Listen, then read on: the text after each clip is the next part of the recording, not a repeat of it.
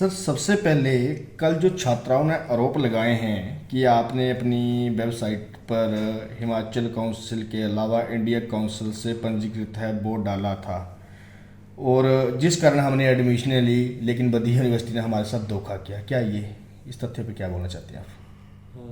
ऐसा नहीं है कि बद्दी यूनिवर्सिटी ने कोई छात्रों के साथ कोई धोखा किया है। एडमिशन का जो एक प्रोसीजर रहता है, उस प्रोसीजर को फॉलो किया गया। जो एफिलिएशंस आईएनसी से ली जाती हैं उसका प्रॉपर फॉलो अप किया गया है।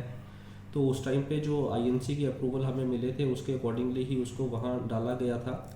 और जो आईएनसी की कॉन्सिक्वेंट इंस्पेक्शंस होती हैं, उन इंस्पेक्शंस में आगे चल के कुछ कमी पाई गई हॉस्पिटल के रिगार्डिंग, तो जिसको आगे चल के उन्होंने हमसे क्लैरिफिकेशन भी मांगी। हमने क्लैरिफिकेशन से सबमिट की, और उसमें जो क्लैरिफिकेशन एक जो थी वो स्पेसिफिकली थी हॉस्पिटल अटैचमेंट की। उनको 2 हॉस्पिटल चाहिए 100 बेडेड हॉस्पिटल्स के विद इन द टेरिटरी जी।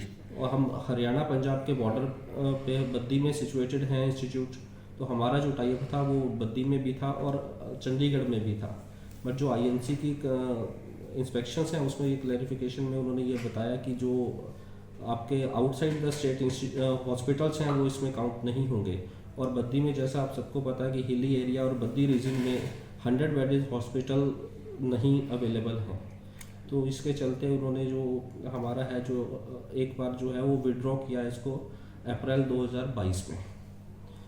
और उसके बाद फिर जो हमारे जो प्रिंसिपल हैं और जो हमारे वाइस चांसलर हैं वो उन्होंने प्रेसिडेंट आईएनसी के साथ मीटिंग की और उनको रिक्वेस्ट किया। तो उसके बाद जो फॉर्मल रिक्वेस्ट जानी थी, रिक्वेस्ट जाने के बाद आईएनसी ने इस मैटर को दोबारा से कंसीडर किया और अगेन क्लैरिफिकेशंस के बाद तो उन्होंने एक अपना जो टाइम लेना था अपनी एग्जीक्यूटिव कमेटी की जो मीटिंग्स करते हैं, मीटिंग करके उसमें फाइनली ये डिसीजन लिया कि जो हमारे ये 4 साल के स्टूडेंट्स हैं 2018 बैच से लेके 2021 बैच तक के जो स्टूडेंट्स हैं, इन स्टूडेंट्स को उन्होंने एक जो अप्रूवल था इनको अपनी पढ़ाई कंटिन्यू करने का बच्चों के इंटरव्यूज़ किए और उसके बाद उन्होंने हमसे कोई बातचीत नहीं की। हाँ, कायदे से ये होना चाहिए था कि हमें पहले पूछा जाता, क्योंकि हमारी प्रेमिसेस में आए हैं कि आपके बच्चों ने ये कंप्लेंट की है, आपका क्या इस पर प्रतिक्रिया है।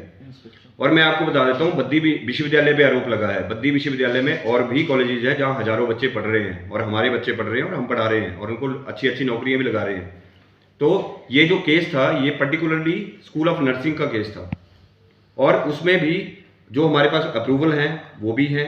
हाँ, वेबसाइट पे जब लिखा गया था उसके बाद विड्रॉ हो गया था, उसमें उनको ऑब्जेक्शन था कि आपके पास विड्रॉल आ गया है। वो विड्रॉल भी एक वैलिड रीज़न की वजह से आया, वो रीज़न हमने आपको बता दिया है।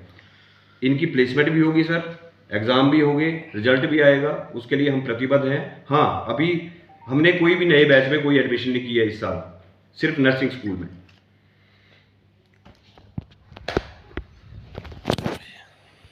प्रोसेस भी कंप्लीट कर लिया है। अब जो हमारा नेक्स्ट प्रोसेस है वो इसमें यही है कि जो बच्चों की प्रैक्टिकल एग्जामिनेशंस की जो कंडक्ट करवाने हैं उसके लिए जो प्रोसीजर रहता है, जो प्रिलिमिनरी डेट शीट इंस्टीट्यूशन द्वारा एचपी यूनिवर्सिटी को प्रोवाइड की जानी थी, वो थ्रू डीन मेडिकल स्टडीज़, वो मेडिकल स्टडीज़ के डीन्स को फॉरवर्ड कर दी गई है। तो उसमें जो नेक्स्ट प्रोसेस है वो जैसे ही अप्रूव होती है तो इनके प्रैक्टिकल के एग्जामिनेशंस भी उसके अकॉर्डिंगली शुरू होंगे। तो जो बच्चों ने आरोप लगाए हैं यूनिवर्सिटी के ऊपर, उसके ऊपर क्या कहना चाहते हैं?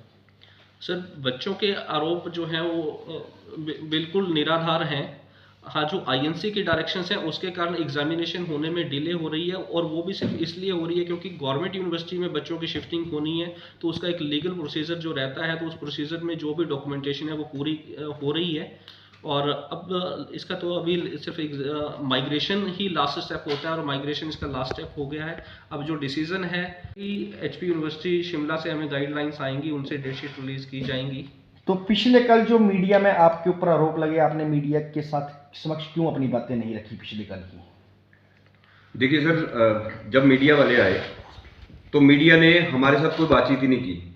वो बच्चे जितने नर्सिंग अलग है, अब नर्सिंग में हमारा जो इशू हुआ था उसमें प्लेसमेंट्स का ऐसा कुछ नहीं। मैंने इनकी प्लेसमेंट्स तो ऑलरेडी इंटरव्यूज 40 हॉस्पिटल में हो चुके हैं बच्चों के, बट जो एग्ज़ाम अभी डिले हुए हैं